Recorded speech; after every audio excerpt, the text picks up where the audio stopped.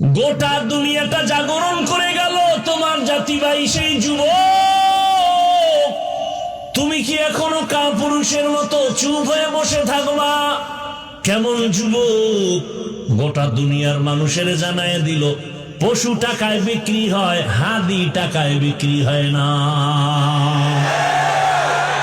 তুমিও যুবক, তোমার জাতি ভাই সেও যুবক, রাস্তা দিয়ে হাঁটে আর মানুষ এসে এসে টাকা দেয়। কি যুবকরা দেখো নাই? ব্যাংক অ্যাকাউন্টে টাকার অভাব নাই। যুবকরা সত্য কথা বলো, ওই ছেলেটা কি কোনোদিন লাইভে এসে বলছিল আমারে টাকা দাও? সত্য কথা বলো, বলছে? অথচ মানুষ 50,000 টাকার বান্ডিল রাস্তা দিয়ে হাঁটে এসে দিয়ে যায়। ওর পাওয়ার কি ছিল? এমপি। ওর পাওয়ার কি? ও খুব পাওয়ার ক্ষমতাওয়ালা। আর তুমি কেমন যুবক? তুমি সারা রাত মোবাইলে গুনাহ করার জন্য এমবি লাগবে, মায়ের মানি ব্যাগ কাটতেছো, চুরি করো টাকা, বাবার টাকা চুরি করো। তুমি কোন চরিত্রের যুবক? ওই ছেলেটাকে মানুষ কলিজা কেটে খাওয়াতে চায়। বাংলাদেশের মানচিত্র যতদিন পর্যন্ত থাকবে ততদিন পর্যন্ত ইতিহাস থাকবে। গোটা দুনিয়াটা জাগরণ তৈরি করে গেল। আর তুমি যুবক কি এত দুর্বল? তোমার মধ্যেও তো সেই প্রতিভা আছে, সেই মেধা আছে। তুমি নতুন করে আবার দাঁড়ায় যাও, সুন্দর চরিত্র নিয়ে দাঁড়াও আর হুঙ্কার দাও, জীবনে জন্ম নিছি একবার, মৃত্যু হবে একবার, কোন বেঈমান আর নাস্তিকের সামনে মাথা নত করব না। ও যুবক, হাতে হাত লাগায়া জীবনটাকে সুন্দরভাবে সাজাও। মাত্র 8 থেকে 10টা বছর মোবাইলটাকে পানির মধ্যে ফেলে দাও। ভালো করে লেখাপড়া করে সুন্দর চরিত্র নিয়ে আবার দাঁড়াও। ডাক্তার হও, ইঞ্জিনিয়ার হও, ওসি ডিসিএসপি হও। গোটা দুনিয়ার টাকাওয়ালা তোমার কদমে মাথা নত করতে বাধ্য হবে। তুমি টাকা খুঁজো কেন? গোটা দুনিয়ার টাকাওয়ালারা তোমাকে খুঁজবে। ডাক্তার জাকির নায়েকরে কে না চিনে, কে না জানে? সারা দুনিয়াতে এত মোহাব্বতের মানুষ, টাকার বাহাদুরিতে না, ক্ষমতার বাহাদুরিতে না, একমাত্র সুন্দর আদর্শ আর সুন্দর চরিত্র। হোমিওপ্যাথিক ডাক্তার, গোটা দুনিয়া পাগল। তুমি যদি সিলেটের সব থেকে বড় ধনী হও আর অক্সফোর্ড বিশ্ববিদ্যালয়ের থেকে যদি তুমি 50টা ডিগ্রি নাও আর চরিত্র যদি খারাপ হয়, জুতার বাড়ি ছাড়া তোমার কপালে কিচ্ছু নেই। তুমি সিলেটের 1 নাম্বার কেন? সিলেটে ঢুকতেই পারবা না। গুল্লি মারো, তোমার টাকা পয়সা। চরিত্র এত দামি এক সম্পদ। আর একটা গরিব রিক্সা ড্রাইভারের ফ্যামিলি থেকে উঠে আসো, চরিত্র ঠিক থেকে ডাক্তার হও, গোটা দুনিয়ার মানুষ মাথায় নিয়ে সম্মান করো। তোমার টাকা দেখবে না, দেখবে চরিত্র। তোমার টাকা দেখবে না, বরং তোমার সাপোর্ট দিবে। কত কোটি টাকা চাও, আমরা দিব। নতুন করে জাগো। মোবাইলে আকাম সাকাম কম তো করো না, এবার মোবাইলটা আগুন দিয়ে পুড়ে ফেলাও। 5-7টা বছর একটু কষ্ট করে লেখাপড়া করি, চরিত্রটা ঠিক রাখি, দেখবা এই দুনিয়ার নেতৃত্ব তোমার হাতের মুঠোয় চলে আসবে। তুমি ভয় পাও কাকে? তোমার চরিত্র ভালো, সব চরিত্রহীনেরা তোমাকে ভয় করবে। চোর ডাকাত তোমাকে ভয় করবে। তুমি চোরকে ভয় করো কেন? কিসের অভাব? হ্যাঁ, তোমার চরিত্রের অভাব। মা বাবার সাথে তোমার ব্যবহার ভালো নাই, এ কারণে তোমার কপালে শান্তি আসবে কিনা তুমি নিজেই ভয়ে আছো। অনুরোধ করে বলি যুবক বাবারা, বৃদ্ধ বাবাজি, পর্দার আড়ালের মা বোনেরা, অনুরোধ, সুন্দর চরিত্র নিয়ে লেখাপড়া করে doctor, engineer, professor, OC DC SP হও। জীবন খোদার কসম সফল হবে, চূড়ান্ত সফল। শুধু সিলেটে না, গোটা দুনিয়াতে তোমাকে চিনবে, সম্মানের সাথে সবাই স্মরণ করবে। এর সাথে তোমার সুন্দর চরিত্র, পাশাপাশি 3 জায়গার দোয়া লাগবে। 3 জায়গার দোয়া না থাকলে চূড়ান্ত সফলতা আসবে না। ওই 3 জায়গার দোয়ায় যেমন তুমি দামি, আবার বড় দোয়া লাগলেও তোমার জিন্দেগি মরার আগে পঙ্গু। মনে রাখো কথাগুলো। 1 নাম্বার জায়গা মা বাবার দোয়া, দ্বিতীয় হলো শিক্ষকের দোয়া, তৃতীয় হলো উলামায়ে কেরাম মুরব্বী আল্লাহওয়ালাদের দোয়া। এই 3 জায়গার দোয়া নিয়ে ডাক্তার হও, জীবন সফল। এই 3 জায়গার দোয়া নিয়ে যদি তুমি প্রফেসর হও, জীবন সফল। আর এই 3 জায়গার সাথে যদি বেয়াদবি করে নাও আর বরদোয়া চলে আসে, তুমি মরার আগেই বিছানায় পঙ্গু হয়ে কাঁদতে হবে, মরার আগেই। ওই মা বাবার দোয়া ছাড়া কোনোদিন সফলতার দরজা খুলবে না। শিক্ষকের দোয়া ছাড়া, নেক নজর ছাড়া লেখাপড়ায় সফলতা আসবে না। উলামায়ে কেরামের দোয়া ছাড়া এই জমিনের মধ্যে তোমার সম্মান আর চরিত্র সুন্দর হবে না। আজ বাংলাদেশে যতটা অশান্তির বেড়াজাল দেখো, একমাত্র উলামায়ে কেরামদের সাথে বেয়াদবি করার ফলাফল। এজন্য নবী বলেন, আল্লাহকে বেজার করিও না, আর তোমার জীবনটা ইবাদতে কাটাও।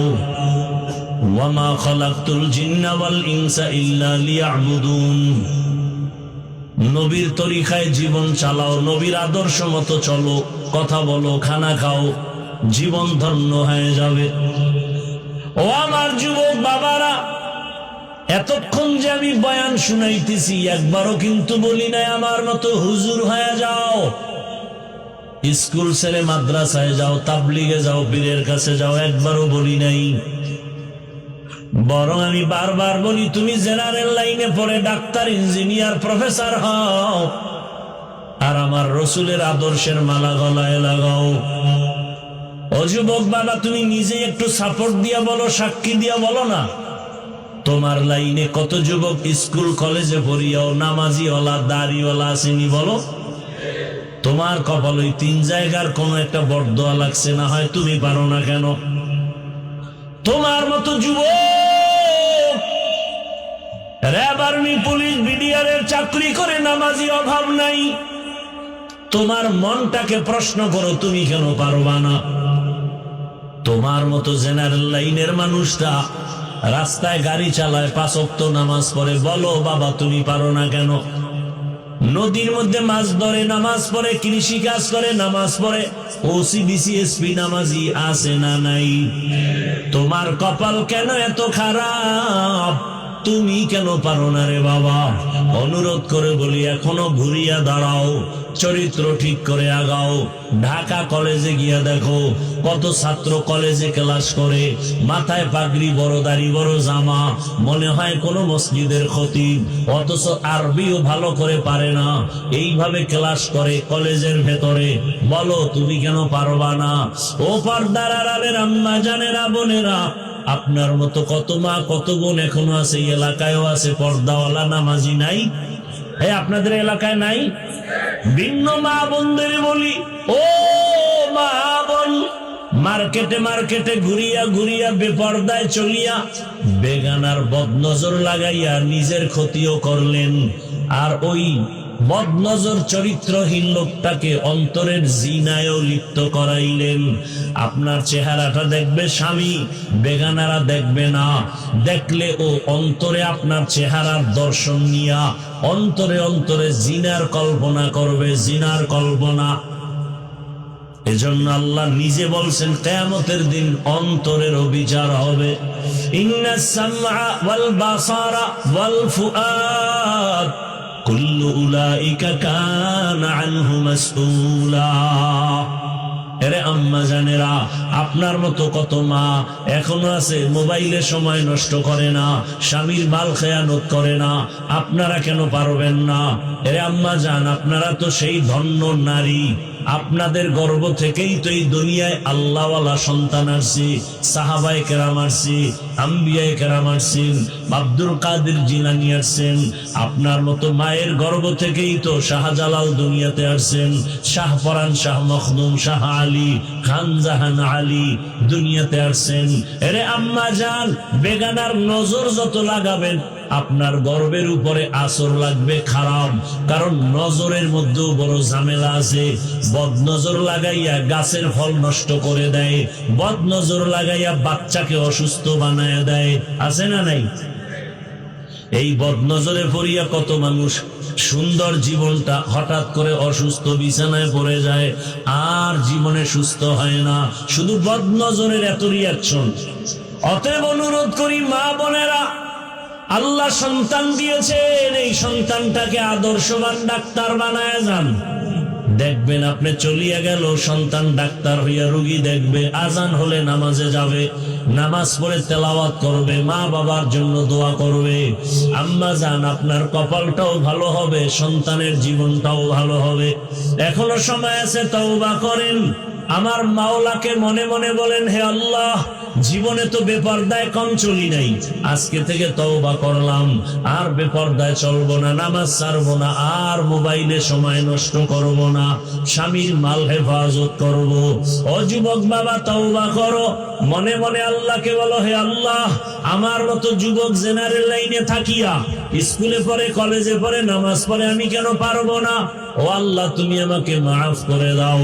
জীবনে তো দাড়ি কম কাটলাম না, নামাজ কম ছাড়লাম না, উল্টা পাল্টা পথে গুনাহ তো কম করলাম না, আজকে থেকে তওবা করে ফেললাম, আর দাড়ি কাটবো না, নামাজ ছাড়বো না, বেপরদায় চলবো না।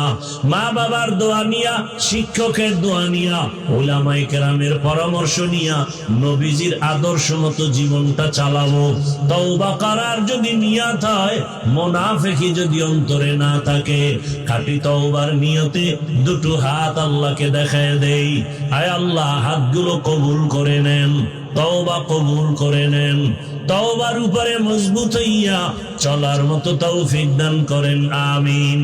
আলহামদুলিল্লাহি রাব্বিল আলামিন, والصلاة والسلام على سيد الأنبياء والمرسلين وعلى آله وأصحابه أجمعين. يا أرحم الراحمين، يا أرحم الراحمين، يا أرحم الراحمين، رب ارحمهما كما ربياني صغيرا. اللهم إنك عفو كريم تحب العفو فاعف عنا. اللهم إنا نسألك رضاك والجنة ونعوذ بك من سخطك والنار. اللهم إنا نعوذ بك من البرص والجنون والجذام وسيء الأسقام. ودير মালিক, আমরা গুনার বোঝা নিয়ে হাত উঠায় ফেলছি, আমরা তওবার নিয়ত করেছি, আর গুনাহ করব না। দয়া করে আমাদের জীবনের সব গুনাহ মাফ করে দেন। ওলামায়ে কেরাম, মা বোন, যুবক, ছাত্র, বৃদ্ধ বাবাজি, হাজী সাহেব, ব্যবসায়ী, চাকরিজীবী, আয় আল্লাহ, যে যেখানে হাত তুলেছেন সবাইকে মাফ করে দেন, মাহফিল কবুল করে নেন, মাদ্রাসা কবুল করে নেন, আয়োজনকারী, সহযোগিতা, দান সদকাকারীদের কবুল করে নেন, মা বোনদের পর্দাওয়ালা আবেদা বানায় দেন, সন্তানগুলো নেককার বানায় দেন। আয় আল্লাহ, ঘরে ঘরে সুন্নতের আমল চালু করে দেন, পরস্পরে মোহাব্বত বাড়ায় দেন। আয় আল্লাহ, সারা দুনিয়াবাসীকে মাফ করে দেন, প্রবাসীদের জীবনকে শান্তির জীবন বানায় দেন, রুজি রোজগারে, ব্যবসা চাকরিতে হালাল ভাবে বরকত দান করেন, বাংলাদেশ শান্তির দেশ বানায় দেন, ইসলামের জন্য কবুল করে নেন। আয় আল্লাহ, বাতিলের মোকাবেলায় বিজয় দান করেন, ওলামা মাশায়েখদের এক বানায় দেন, বাতিলকে বাতিলের দ্বারা দমন করে দেন, বাতিলকে বাতিলের দ্বারা দমন করে দেন, সুন্নাত ওয়াল ইজ্জতের জীবন দান করেন। আয় আল্লাহ, নবীজির রওজা মুবারক বাইতুল্লাহ জিয়ারতের জন্য কবুল করে নেন। আয় আল্লাহ, আমরা যারা হাত তুলেছি জানি না ময়দানে কারাইয়াতি, আর বাবা দেখবে না, বাবা বলে ডাকও দিতে পারবে না, কে জানো মা হারা অসহায়। আয় আল্লাহ, যারা আত্মীয় স্বজন কবরে জান্নাতের ফয়সালা করে দেন, যারা বেঁচে আছেন হায়াত বাড়ায় দেন, অসুস্থ যারা সুস্থতার নেয়ামত বাড়ায় দেন। আয় আল্লাহ জাহেরি বাতিনি দুশ্মনের মোকাবেলায় বিজয় দান করেন, ইজ্জতের জীবন দান করেন। আয় আল্লাহ বরকতের রিজিক দান করেন। আয় আল্লাহ জাহেরি বাতিনি দুশ্মনের মোকাবেলায় বিজয় দান করেন। আয় আল্লাহ ইলম হিলম হিকমত আমলে বরকত বাড়ায় দেন, চলার পথে হেফাজত করেন। নবীজির মুহাব্বতে আমাদের দোয়া কবুল করে নেন। নবীজির রওজা মুবারক বাইতুল্লাহ জিয়ারতের জন্য কবুল করে নেন। ঋণের বোঝা